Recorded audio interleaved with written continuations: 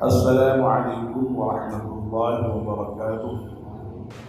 Bismillahirrahmanirrahim. Alhamdulillahirabbil alamin wassalatu wassalamu ala asyrofil mursalin sayyidina wa maulana Muhammadin wa ala alihi wa sahbihi ajma'in. Amma ba'd. Ibu-ibu, bapak-bapak dan saudara sekalian, mari kita mulai kajian kita dengan berdoa bersama-sama. Bismillahirrahmanirrahim.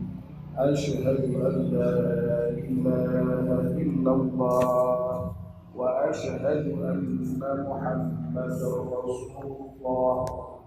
Raditu billahi rabba wa bil Islam dina wa bi Muhammadin nabiyyan wa rasulah. Rabbi zidni ilman nafi'an warzuqni fahman wa hukma wa alhiqni bis salihin, amin. Pagi ini kita masih melanjutkan kajian kita tentang doa yang memohon nafsu mutmainnah. Mari doa yang sedang kita bahas itu kita ulangi lagi. Bismillahirrahmanirrahim. Allahumma inna nas'aluka nafsan mutmainnah tu'minu biliqa'ika wa tarda biqada'ika wa taqna'u bi'ata'ik.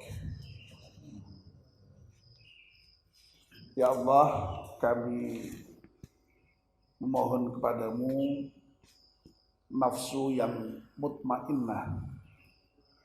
Nafsu yang mutmainnah itu adalah yang tu'minu biliqa'ik, yang beriman terhadap perjumpaan denganmu, wa tarda biqada'ik, yang ridho puas terhadap apa yang menjadi ketentuanmu, wa taqna'u bi'ata'ik, dan juga qanaah menerima dengan apa yang engkau berikan kepada kami. Bagian yang pertama dan kedua sudah kita bahas. Kita sudah membicarakan nafsu mutmainnah itu apa, terutama perbedaannya dengan nafsu ammarah dan nafsu lawwamah. Lalu yang kemarin kita sudah membahas bagian yang kedua, tu'minu biliqa'i, beriman akan perjumpaan dengan Allah Subhanahu wa ta'ala. Kita sebagai seorang muslim memang dituntut untuk yakin betul akan perjumpaan dengan Allah Subhanahu wa ta'ala itu, dan dengan keyakinan akan perjumpaan dengan Allah itulah maka kita lalu merasa nyaman di dalam beribadah, merasa ringan di dalam beribadah, tidak berat. Tetapi kalau keyakinan akan perjumpaan dengan Allah itu tidak ada, ya berat sekali untuk melakukan kewajiban-kewajiban keagamaan. Makanya sekali lagi kita ulang, dalam Al-Quran itu sholat itu berat. Wa innaha lakabiratun illa 'alal khashiyin, kecuali bagi orang-orang yang khusyuk. Orang yang khusyuk itu siapa? Orang yang khusyuk adalah orang yang yakin akan bertemu dengan Allah nanti di akhirat dan akan dikembalikan kepadanya untuk mempertanggungjawabkan seluruh amal perbuatan. Dan perjumpaan di akhirat nanti itu bagi orang-orang yang mukmin itu merupakan puncak kenikmatan, puncak kebahagiaan, yakni ketika seorang hamba itu kemudian bisa bertatap langsung melihat Allah Subhanahu wa ta'ala. Dalam Al-Quran digambarkan wujuhu yawma idzin nadhirah ila rabbiha nadhirah. Masya Allah. Orang mukmin itu besok wajahnya berseri-seri ketika melihat Allah Subhanahu wa taala. Yang kedua, ciri orang yang punya nafsu mutmainnah itu adalah wa tardha biqada'i. Ini yang kemudian juga kita mohonkan kepada Allah. Ya Allah, aku mohon kepadamu, aku engkau beri sifat atau sikap yang ridho terhadap apa yang menjadi ketentuan. Jamaah subuh yang dimuliakan Allah Subhanahu wa taala, kita semua yakin dan beriman yang namanya qada itu ada, qadar itu ada.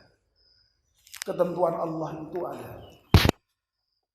Dan keyakinan kepada qada dan qadar, ketentuan Allah itu bahkan menjadi salah satu rukun iman.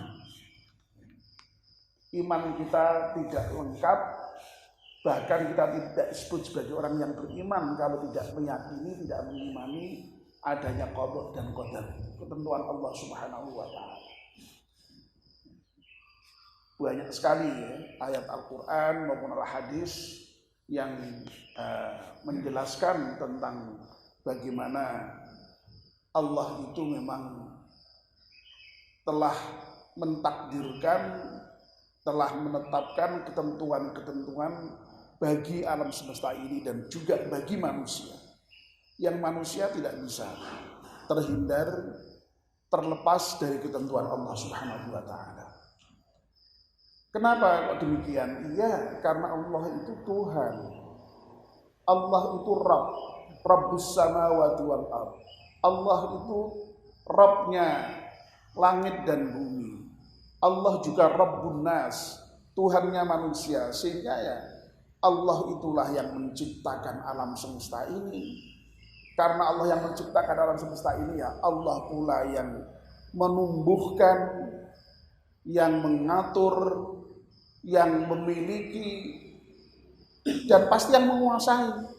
Karena Allah yang memiliki dan menguasai alam semesta inilah, maka Allah ya wajar kalau kemudian Allah itu menentukan segalanya terhadap alam semesta ini. Oleh karena itu sekali lagi, keimanan akan qada dan qadar ini harus betul-betul kita yakini sebagai seorang mukmin, karena ini merupakan salah satu rukun iman. Dalam Al-Quran misalnya dalam surat Al-Hadid itu ya, ayat berapa itu? Sudah hampir akhir begitu ya.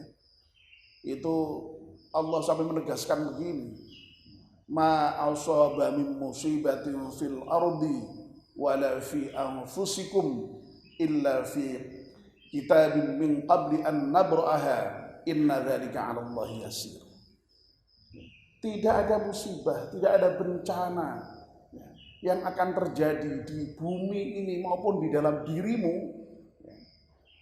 di alam ini maupun di dalam diri kita, illa fi kitabin min qabli an nabra'aha, kecuali bencana itu, kejadian itu, musibah itu sudah aku tulis di kitab Lauhul Mahfuz sebelum kejadian itu terjadi. Kenapa? Bagi Allah yang seperti itu mudah. Inna dzalika 'ala Allahi yasir. Yang sesungguhnya bagi Allah hal seperti itu mudah. Nah, yang luar biasa, Allah kemudian menjelaskan tentang hikmah terkait dengan ketentuan Allah itu, takdir Allah itu. Allah kemudian menjelaskan likaila ta'sau, pakai hamzah bukan pakai ain, likaila ta'sau ala ma fatakum wala tafrahu bima atakum innallaha la yuhibbu kulla mukhtalin fakhur.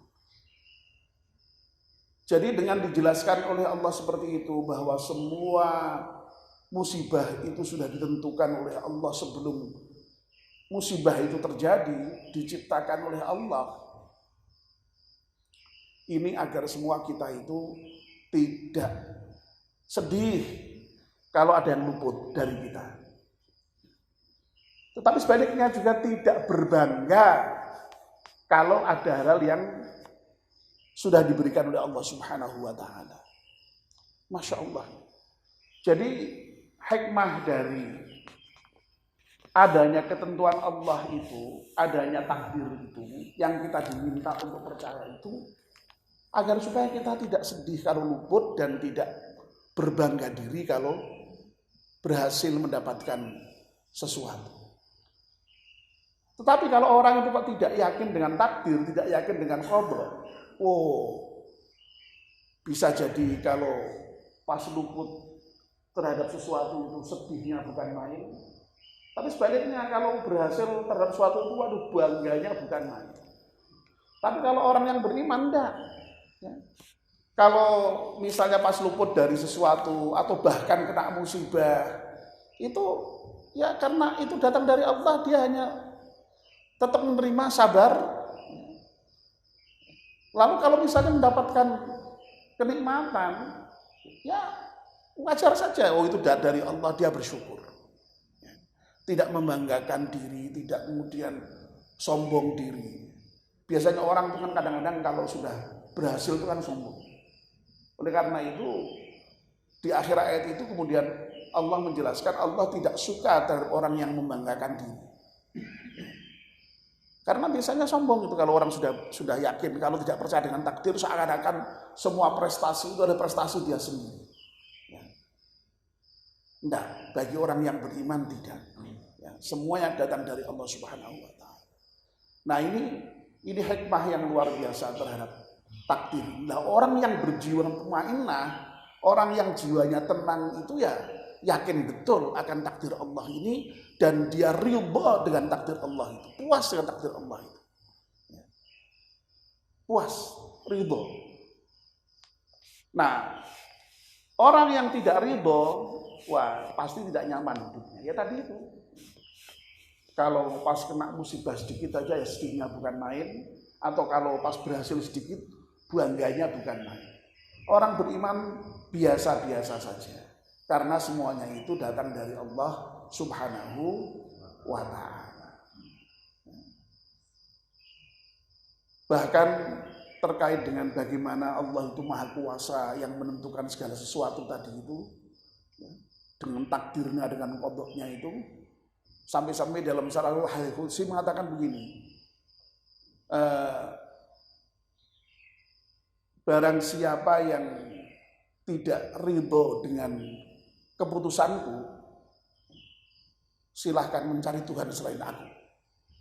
Sampai begitu Allah itu. Coba. Man lam yarda bi qada'i falyatlub Rabban siwa. Masya Allah. Kurang lebih seperti itulah. Atau persisnya gimana Pak Mansur? Kalau barangkali sudah itu ya, sudah tepat ya. Ya. Kadang-kadang ungkapan-ungkapan seperti itu persisnya lupa, tapi ya kurang lebih intinya seperti itu. Jadi barang siapa yang tidak ridho dengan keputusanku, silahkan cari Tuhan selain aku. Ya karena ya tidak ada. Yang sungguhnya Tuhan ya Allah Subhanahu wa taala. La ilaha illallah. Kenapa kok tidak ada Tuhan selain Allah? Ya karena Tuhan juga yang menciptakan alam semesta ini, yang menumbuh kembangkan, yang memelihara, yang memiliki dan yang menguasai alam semesta ini. Makanya wajar kalau Allah yang kemudian kita sembah, kita ibadah. La ma'budu illallah. Jadi ini yang kita mohonkan kepada Allah Subhanahu wa taala. Sekali lagi supaya kita diberi hati, perasaan, sikap yang ridho terhadap qadanya Allah Subhanahu wa taala. Mudah-mudahan kita termasuk orang yang yakin dan ridho akan qada Allah Subhanahu wa taala. Amin ya rabbal alamin. Mari kita akhiri dengan berdoa bersama-sama. Bismillahirrahmanirrahim. Wal 'ashri innal insana lafi khusrin illa alladziina aamanu wa 'amilus shalihati wa tawassaw bil haqqi wa tawassaw bis sabr. Subhanakallahumma wa bihamdika asyhadu an la ilaha illa anta astaghfiruka wa atubu ilaik. Wassalamualaikum warahmatullahi wabarakatuh.